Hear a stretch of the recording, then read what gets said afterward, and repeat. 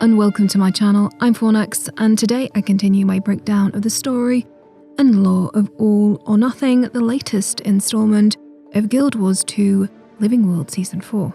Needless to say, but I'm gonna say it anyway, there will be story spoilers ahead, many and varied, so please, if you have not played through All or Nothing in its entirety, please run the content and then come back, because there's some real good lore gems in this one, and I've got quite a bit of speculation to do.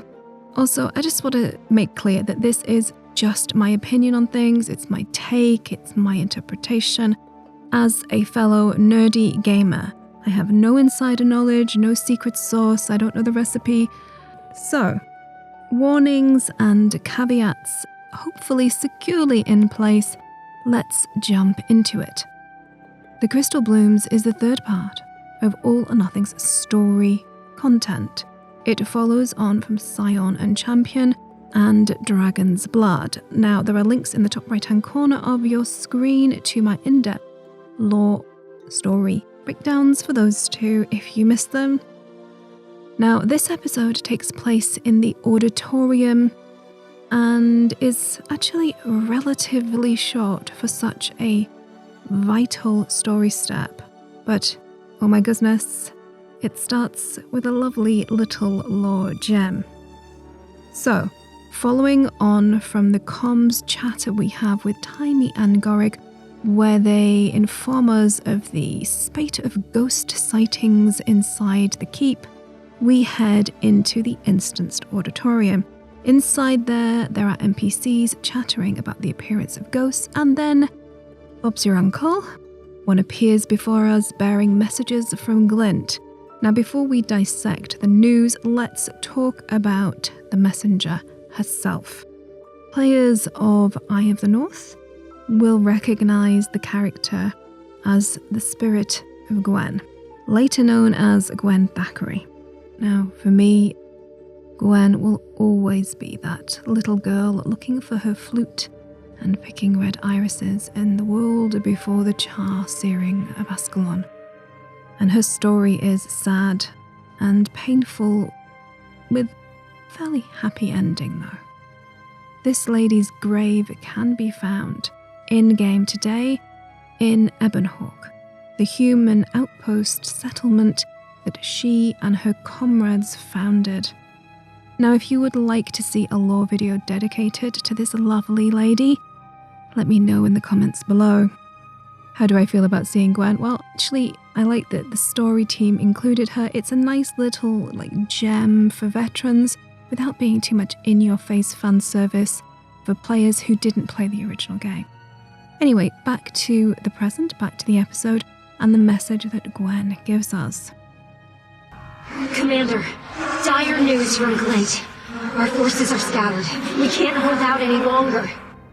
Caithe has entered the domain of the lost. He's devouring everything in his path, destroying or scattering the dead. Explains all the ghosts. How bad is it gonna get? He's wounded. We've done real damage. But now he's feeding again, regaining power. If this keeps up... So it's pretty bad. Got it. Thanks for everything you've done. The rest is up to us. This is quite dire for the war effort and for our chances of success, having just tested the first of the new Dragon's Blood spears. We are now forced to push forward, fast forward our timetable before Glint and her army are destroyed, and before Caithe gains even more strength. And looking at this as a story moment, I was quite taken aback at the pace so far of all the All or Nothing episodes.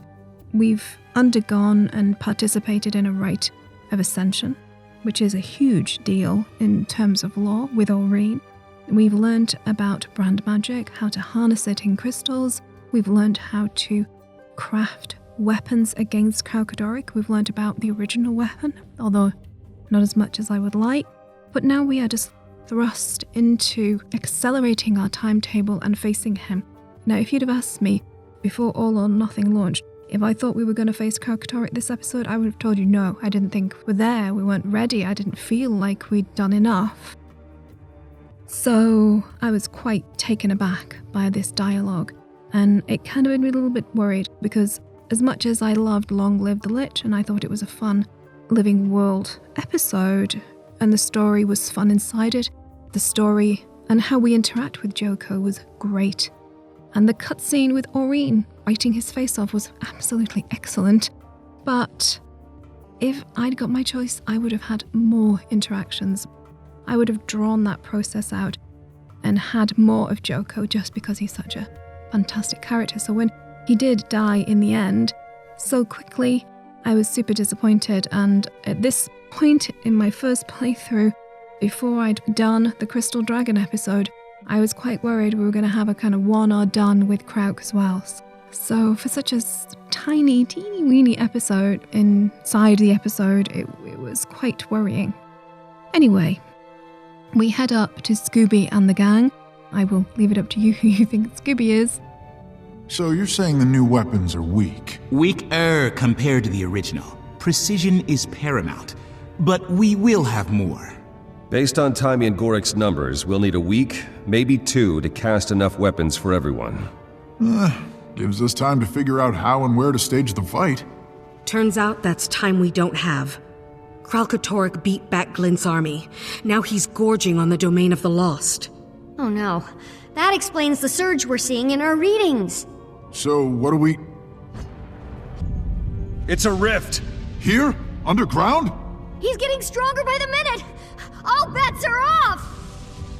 So we're thrust into the middle of the action with a brand storm arriving in the auditorium.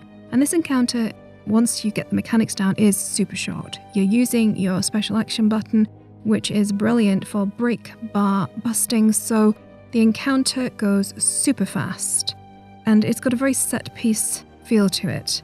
So once the set piece plays out and we again getting pushed to use the new mechanics that have been introduced, stood in front of the massive tuning fork crystal and we give it a good old ring and all the rest of the foes die.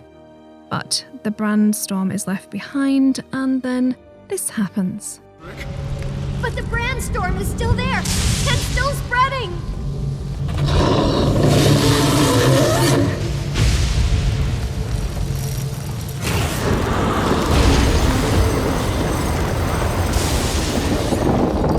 Aurene branded over it. Oh no, I was worried about this. About what? That as she becomes more powerful, Ori may exhibit behaviors more typical of her species. You mean our dragon might start acting like a dragon? Stop it, you're upsetting her. She was trying to protect us. She does something new and suddenly you don't trust her. She just branded the ground we're standing on. We're lucky she didn't kill anyone. And in case it slipped anyone's mind, she's Kralkatorrik's granddaughter. Will you all be quiet? She's trying to tell us something.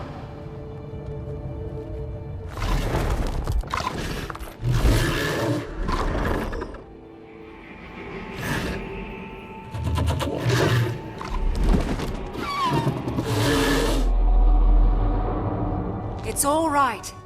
Speak through me.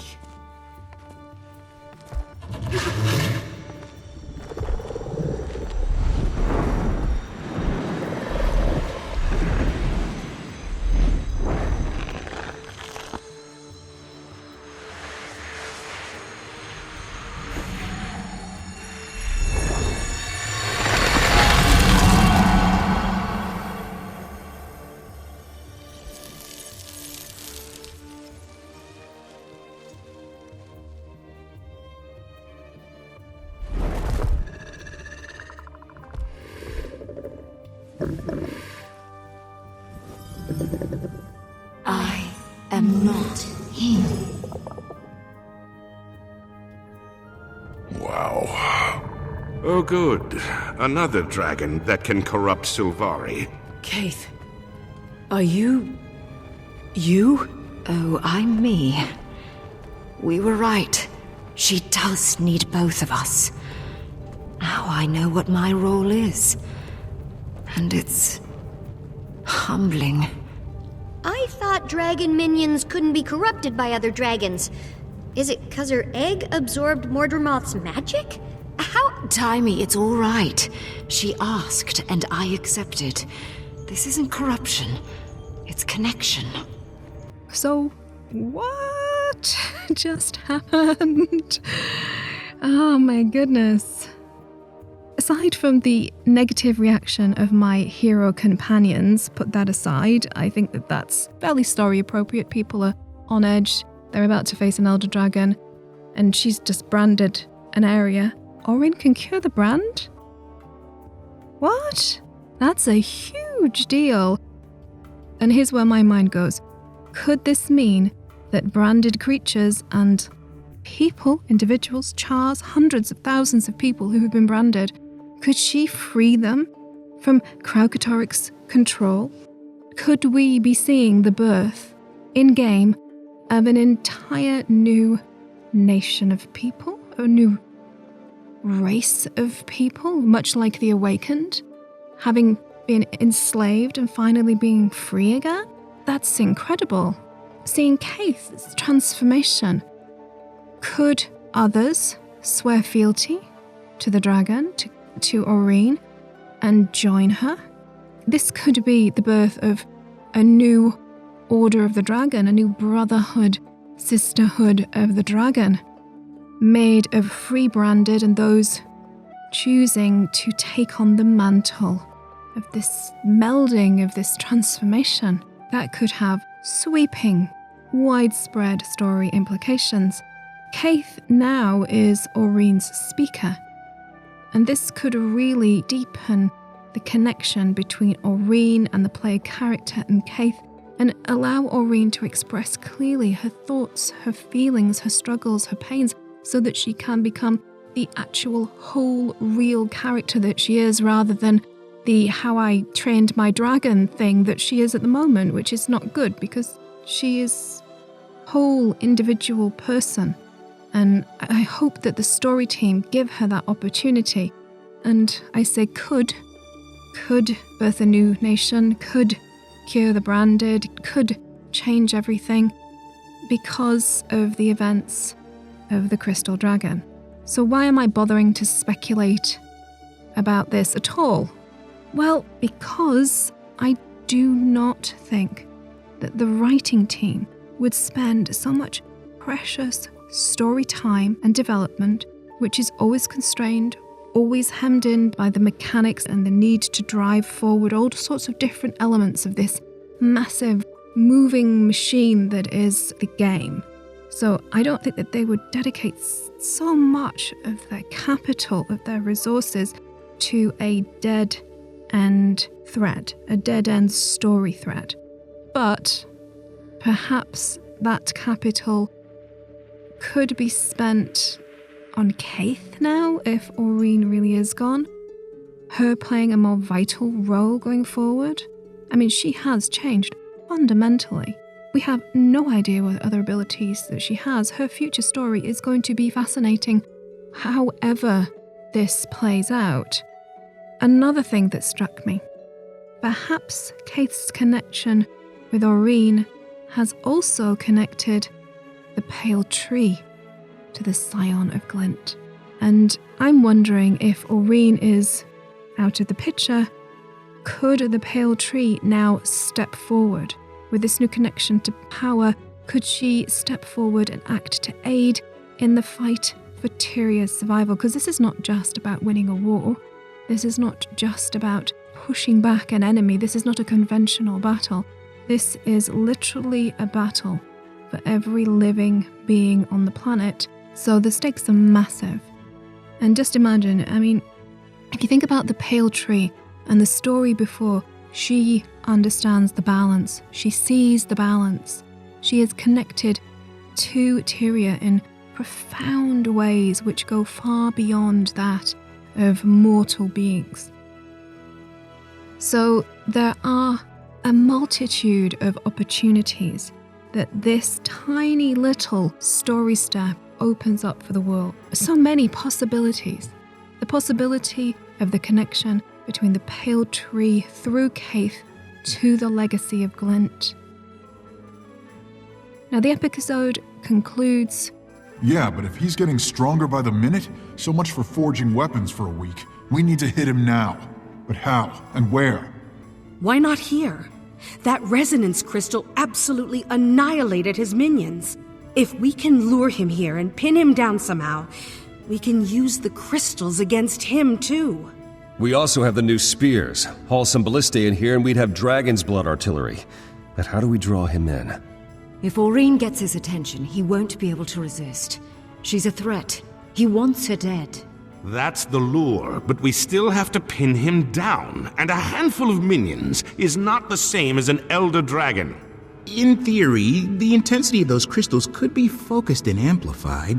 Yes! That's how dredge weapons work! I bet we can use their sonic amplifying tech to do the same thing! Commander, if you can get the dredge to tell you how to boost the power, I know Gorik and I can make it work. Okay, get your people ready. We've got a trap to set. We are pushed out to go and see Varia to seek a means of amplifying the wave strength of the crystal tuning forks that we have, and there is a bit more optional chat with our companion heroes, which doesn't really move the story forward or elaborate anymore. However, I will of course add Canic's little speech here because, well, he's awesome. We've faced long odds before. I should know. I've won a small fortune betting on them. But just to be clear, you do know this plan is insane. Let's say, bold. I'll admit you do have a way of pulling off the unlikely. But still, insane. So, what are my thoughts about the story step? Well, I enjoyed seeing Gwen. I'm a lore nerd. Of course I did. I liked the interactions between our companion characters, our companion heroes, old and new. I think they're getting better. I think the characters have developed, and I care about them. So, it feels more natural. It doesn't feel as wooden as it did in the past. I think the episode also had a tutorial aspect to it, making sure that we are the kind of the muscle memory we'll need to use the special action button and to use the tuning crystals is all there so that we're ready for the crystal dragon. It's a good, solid, teeny-weeny little episode. And of course the cutscene with Caithe's transformation was beautiful. And I am completely jelly that she gets to snuggle with Aurene. When's my turn? I like snuggles. And a sad thought occurs to me. I hope this scene is not the last happy memory that we will have of Aurene. The last hopeful moment, happy moment that Aurene herself had. Oh my god, that would be heartbreaking. And it would also be incredibly brave of the writing team to do that. Incredibly brave. I'm genuinely worried that they've killed her off for good. Anyway, other than them murdering my best friend, I have a complaint about this episode. I have one complaint, really. It's shorter than I am, and that is saying something. But I guess wanting more is the idea with episodic content, so good job. Also, fangirl hope here, but do you think that because of what happened to Caithe being branded, that we will get an option in the future to have perhaps a new playable race of branded characters? Or perhaps a story choice where we can become branded and join with Aurene? Or maybe just have it as an infusion? I don't know. I like the look. I totally want to go blue. Let me know in the comments if you want to go blue too. Anyway, we have come to the end. That is my breakdown and review. Tell me what you loved and loathed about the crystal blooms in the comments, and if you actually enjoyed this rambly lore letter, please like, share, subscribe, and show some love to Molyneux, Christopher Martin, Sarah Zoo, Cub, Hain, Ada, Dark Griever, and all my wondrous patrons without whom I would be unable to dedicate the time and resources I do to my content creation. Honestly, the only reason I can do any of this is because of them. I can never thank them enough. And if you are feeling inspired after all this lore yumminess and want to jump into Path of Fire or Heart of Thorns or the free-to-play game, there are referral links below, thanks to the generosity of ArenaNet and their partner program, of whom I am a proud affiliate. Using any of these referral links directly supports my channel and doesn't cost you any more. So if you'd like to do that, that would be wonderful. Now, I hope you will join me again next time for my Resonance and then the Crystal Dragon reviews and breakdown. But until then, as always, thanks for watching.